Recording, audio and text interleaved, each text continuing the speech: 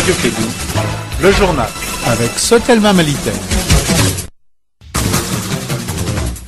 13h ici dans ce studio, bonjour à tous et bienvenue au sommaire. Écrire et éditer en langue africaine, état des lieux et perspectives, c'est le thème de la première édition du Salon de l'écrit et du livre en langue africaine qui se tiendra à Bamako en début décembre.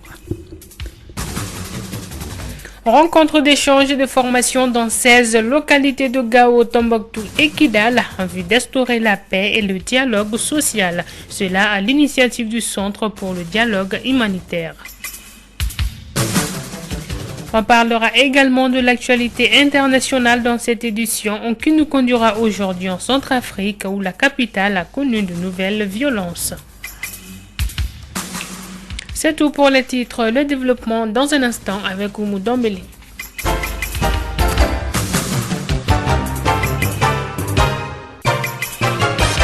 Bonjour à tous et bienvenue à ce 13h, journée de formation des chefs de mission pour la sensibilisation des communautés dans 16 localités de Gao, Tombouctou et Kidal. Ces journées regroupent une trentaine de représentants de la coordination des mouvements de l'Azawad et de la plateforme. La rencontre est initiée par le Centre pour le dialogue humanitaire.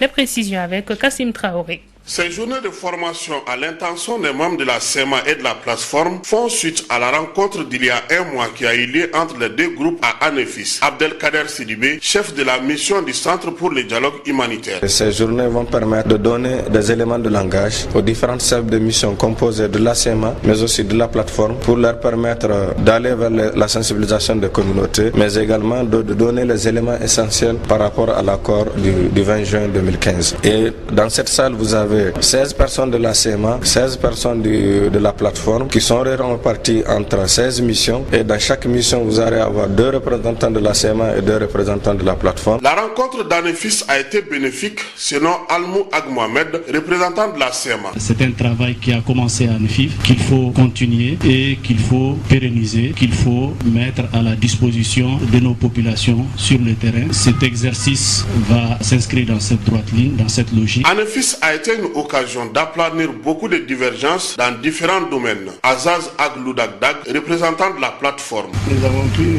parler face à face, les yeux dans les yeux, et nous sommes entendus sur tous les plans et à 100%. Aussi bien entre la SEMA et la plateforme, de façon politique, de façon civile et de façon militaire, on s'est entendu à 100%. Les 2 jours de formation seront basés sur 16 axes de dialogue qui ont été retenus pour les régions de Gao, Tombouctou, Kidal et d'autres localités. Abdelkader Sidibé. Mais aussi la future région de Taoudeni et la future région de Menaka. Ensuite, on a pris également le cercle de Douanza. Dans le cercle de Douanza, il y a des poches d'insécurité et ces missions vont passer vers ces communautés pour les sensibiliser, pour leur dire désormais qu'il n'y a pas de guerre entre gouvernement et puis groupe armé, qu'il n'y a pas de guerre entre SEMA et plateforme et que toutes les communautés doivent s'inscrire dans une logique d'appropriation de l'accord de paix. Toutes ces activités sont faites avec le soutien du gouvernement malien qui est garant de la bonne application de l'accord pour la paix au Mali.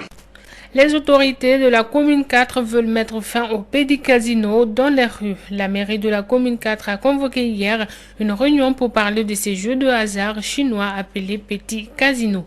Une pratique très sollicitée par les enfants. À cet effet, écoutons le maire de la commune 4, Sirimon Bachili. Il est au micro d'Essetou Doumbia. Les casinos ambulants, ce qui nous a motivés ce matin, je rends grâce à Dieu et à mon conseiller, à tout son honneur, c'est lui qui a remarqué le truc dans la commune. Il nous a informés. Avec cette information, nous aussi on a recoupé, on a trouvé qu'effectivement c'est un problème très sérieux. Comme je l'ai dit tantôt, parce qu'un maire et un commissaire ne peuvent travailler par les informations. On a coupé l'information, on a trouvé effectivement que c'est pire même ce que lui il avait dit. Parce qu'il y en a tellement qu'aujourd'hui il faut aller à la lutte contre ces fléaux-là. Donc raison pour laquelle on a informé tout le monde aujourd'hui.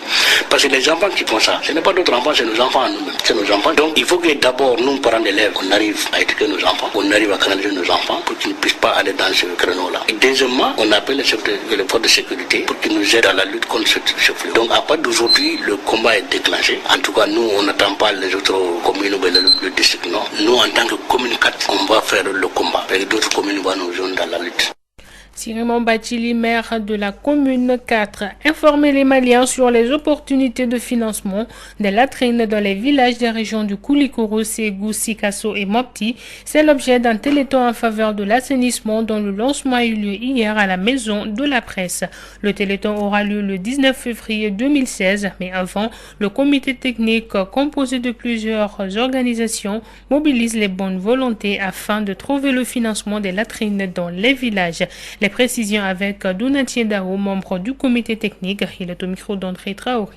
Saléaton est une initiative qui vise à mobiliser des ressources financières internes et externes en faveur de la réalisation des latrines en milieu rural. Vous le savez autant que nous, la défécation est une pratique courante au niveau de nos communautés rurales. Et nous connaissons aussi l'impact de cette pratique sur l'environnement et sur la santé. Et nous pensons qu'il est inadmissible aujourd'hui que nous continuions à laisser cette pratique dans nos communautés. Et nous avons choisi pour mobiliser les ressources internes et externes. Donc des ressources vont rentrer uniquement dans la réalisation des latrines en milieu rural. Et ces latrines vont être réalisées soit au niveau des centres de santé, soit au niveau des écoles, soit au niveau des lieux de culte, églises et mosquées, soit au niveau des marchés, et avec l'espoir que cet effet aura un effet multiplicateur et finalement dans chaque famille au niveau rural, pour que nous puissions au finish mettre fin à la défécation à l'air libre au niveau du milieu rural.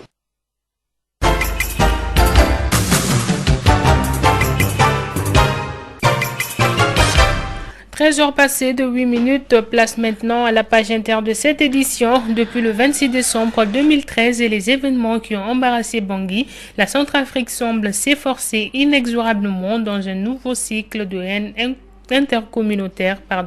La capitale a connu une nouvelle poussée de violence fin octobre 2015. Des violences qui contaminent la province et ces derniers jours, deux villes où l'ambiance est particulièrement tendue semblent s'enflammer, en particulier Bambari et Banta-Ganfo. Le double attentat suicide survenu jeudi 12 novembre dans le sud de Beyrouth laisse un terrible bilan non définitif de 43 morts et 244 blessés. Le carnage a rapidement été revendiqué par le groupe État islamique qui visait un bastion populaire du sud de la capitale peuplé essentiellement de musulmans chiites acquis ou Hezbollah, ennemis de l'organisation en Syrie et en Irak. Une vague de condamnations inhumaines s'est élevée au Liban et dans le monde. Et par ailleurs, le gouvernement du pays au cèdre a décrété une journée nationale de deuil. La Ligue nationale pour la démocratie LND de l'opposante Aung San Suu Kyi a remporté les élections législatives de dimanche dernier. Le résultat officiel est confirmé par la commission électorale. Le parti d'opposition dispose même de la majorité absolue dans les deux chambres nationales. Il pourrait donc former un gouvernement seul au printemps prochain. Puis on termine avec l'Irak où dans le nord, depuis le 12 novembre, les forces kurdes attaquent la ville de Singar contrôlée par le groupe État islamique, une ville stratégique puisqu'elle est située entre Raqqa, considérée comme la capitale syrienne de l'État islamique, et Mossoul, la deuxième ville d'Irak.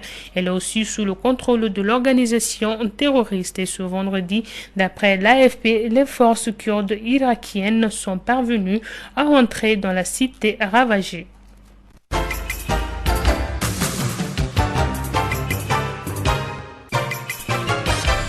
Retour à l'actualité nationale pour parler culture. C'est parti pour la première édition du Salon de l'écrit et du livre en langue africaine jusqu'au 6 décembre 2015 au Palais de la Culture de Bamako. Le thème de cette édition est Écrire et éditer en langue africaine, état des lieux et perspectives.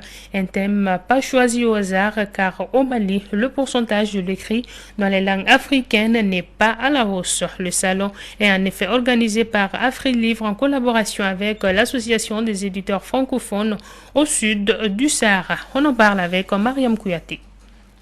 Le pourcentage de l'écrit dans les langues africaines est encore faible au Mali. Un constat qui interpelle le gouvernement à y faire face. C'est dans cette vision que AfriLivre, en partenariat avec l'Association des éditeurs francophones au sud du Sahara, a organisé ce salon afin de contribuer à améliorer la qualité du livre et de l'écrit en langues africaines, de promouvoir la diffusion de l'écrit en langues africaines en Afrique et dans le monde et de contribuer à promouvoir le développement d'une éducation multilingue en Afrique.